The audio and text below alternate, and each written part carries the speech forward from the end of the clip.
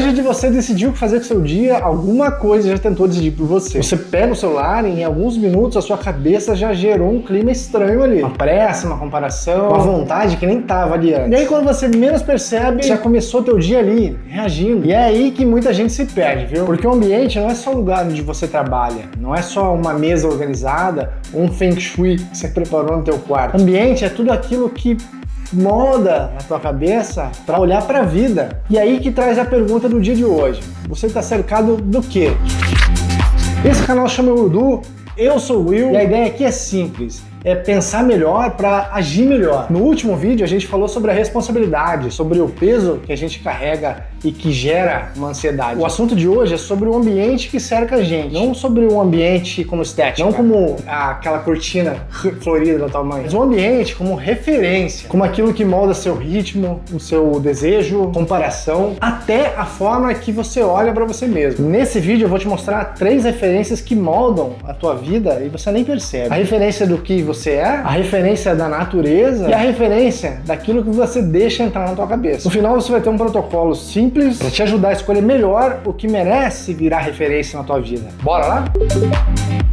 Então antes de usar como referência qualquer coisa na tua vida, você precisa ter um eixo, um olhar para si mesmo. Porque quando você não sabe o que é importante, alguém decide por você. E o mundo não decide fazendo um carinho na tua cabeça. Ele decide com aquilo que faz mais barulho, pelo que vai aparecer mais vezes, pelo que prende a tua atenção mais rápido. Sem eixo, qualquer opinião vira uma direção. Qualquer comparação vira uma régua e qualquer tendência vai virar uma realidade para você. E aí você passa a tua vida inteira sendo empurrado e chama isso de escolha. Escolher e ficar de boa. Esse é o primeiro ponto. É um ambiente que você tem dentro de você. Aquele conjunto de valores internos que você usa para decidir o que entra, o que fica e o que não merece nem ficar como referência. Aquela pergunta básica de o que eu estou tentando me tornar? Quando você não tem essa resposta, a sua vida começa a ser guiada por uma vida emprestada. Você quer aquilo que todo mundo quer, reclama daquilo que todo mundo reclama, você corre na direção que está todo mundo correndo e só depois você vai perceber que nem era ali que você queria estar. O jeito simples de você olhar para sua vontade é você perguntar primeiro: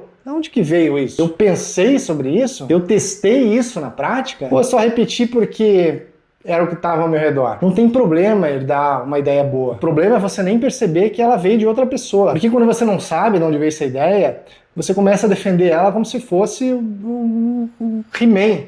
Aí qualquer discordância vira uma ameaça. Qualquer maluquinha que vier te falar com você vai se defender com um ataque. Qualquer crítica que vier para você vai virar uma crise existencial. O eixo, ele serve para isso. Não é para você ficar rígido, imóvel, mas para você não ser carregado por qualquer correnteza. Valor não é enfeite de uma pessoa profunda. Valor é filtro. Esses valores, eles vão te ajudar a dizer: isso entra, isso não entra, isso até é interessante, mas não tem nada a ver comigo. Então esse é o primeiro olhar. Olha para você, pega teus valores e põe eles como um eixo na tua vida.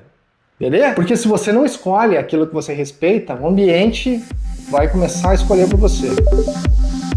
A segunda referência parece distante, mas é uma das mais óbvias. A natureza. E eu não tô falando isso sobre um jeito místico. Não é sobre largar tudo, morar no mato. É você olhar a natureza como referência de ritmo. Tem uma coisa simples que a gente sempre esquece. A natureza, ela não vive apressada, mas ela também está sempre em movimento. Uma árvore, por exemplo, não vai discutir sobre o tempo. Ela vai criar uma raiz para sustentar o tronco. Ela vai dar fruto quando existe a condição certa para isso. Ela vai perder a folha quando a estação faz ela perder um pouco de energia. Agora olha a maneira que você tenta viver. A gente quer resultado sem criar uma raiz. A gente foca sem nenhum descanso. Um crescimento sem nenhum ciclo, sem nenhuma estação. E quando o vento vem e quebra você, chama aquilo de falta de força. Vamos lá, não foi falta de força não, né? Foi falta de ritmo. A natureza, ela vai te devolver a proporção. Ela lembra você que existe tempo de plantar, de cortar e de recuperar. E nenhuma dessas fases é inútil quando você entende a função de cada uma delas. Tem uma frase que eu gosto muito sobre esse assunto que é: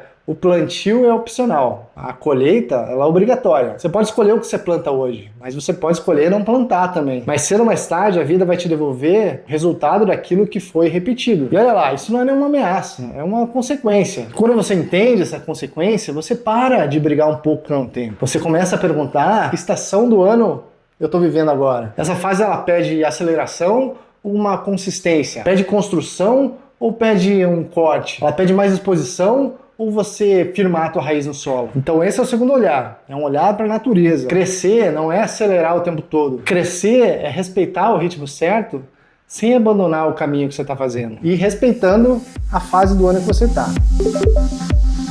Agora vem a terceira referência, aquilo que você consome dos outros. E aqui está uma das partes mais importantes desse vídeo. Você não consome só informação, você consome formas de você olhar para a vida. Um conteúdo que entra ali como distração vira costume, vira rotina, vira comparação, vira desejo. E quando você percebe, você está cobrando uma vida que nem combina ali direito com você. E é assim que uma referência externa vira um problema. Ela vai entrar todo dia, ocupar um espaço na tua cabeça, mudar o teu vocabulário, aquilo que você admira, muda aquilo que você considera normal. E aos poucos ali vai mudar o que você espera de você mesmo. Tem aquelas coisas que te deixam mais ansioso, mais cínico, mais nervoso, mais estressado. Isso geralmente nem vem como cara de perigo, né? Às vezes vem como uma cara de humor, de notícia, de inspiração. Só que depois que você consome aquilo, parece que você piorou. Você fica mais agitado, mais comparativo, mais incapaz de estar onde você tá. Então o problema não é só perder tempo no feed. É você sair do teu feed querendo uma vida que não é nem tua. É sair de uma conversa que você teve com peso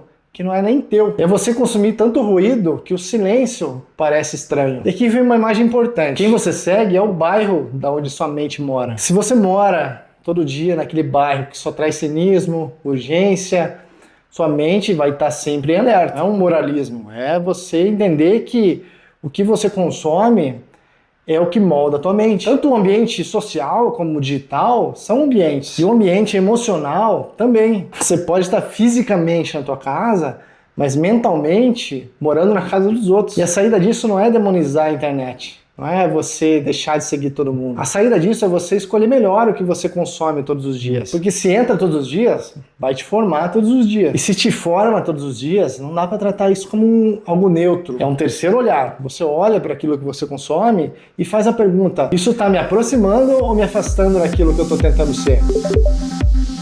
Então, como aplicar isso sem transformar num vídeo gigante de listas que você precisa fazer? Com apenas 3 olhares, rapaz. 3? Olhar para si, para a natureza e o que você consome dos outros. Hoje, em algum momento do seu dia, você se pergunta: que tipo de pessoa eu estou tentando me tornar? Não precisa vir com frase bonita, mas precisa virar um critério, uma direção. Escolhe um valor: presença, coragem, clareza. E se pergunta: essa rotina protege esse valor ou ela age ao contrário? Esse é aquele primeiro ajuste fino. E o segundo é: põe o pé para fora. Olha a natureza. Aqui a pergunta é: qual o ritmo que a minha vida está tentando ignorar? Talvez você está tentando acumular coisa com você em uma fase que está exigindo ali uns cortes. Qual é a estação tua vida está agora? O terceiro ponto é você olhar para aquilo que você está consumindo. Olha para aquilo que você está olhando no celular, na TV, no jornal. Escolhe uma coisa que entra na tua cabeça todos os dias. Um perfil, um canal, uma conversa que você teve. E se pergunta: isso está construindo alguma coisa ou só está ocupando minha cabeça? Isso devolve o eixo ou está me deixando ainda mais perdido? Depois faz um ajuste pequeno. Remove uma fonte de ruído. Se aproxima de uma referência que constrói você. E protege o estágio de silêncio que te ajuda a você se ouvir de novo. Não precisa mudar tudo hoje. Muda uma coisa de verdade. Porque a vida muda menos por declaração e mais por repetição. E ambiente é uma repetição organizada. Agora dá para ver melhor. Algo de você foi herdado. Parte de você foi plantada. Parte da confusão que você tem é deixar qualquer coisa entrar na tua cabeça. Mas a boa notícia é que você pode começar a escolher melhor. Você pode ali fortalecer o teu eixo. Você pode respeitar teu ritmo, pode fazer uma curadoria melhor daquilo que entra, do que não entra. Sem curadoria, você vira um depósito do barulho dos outros. Você não é moldado só por aquilo que você quer.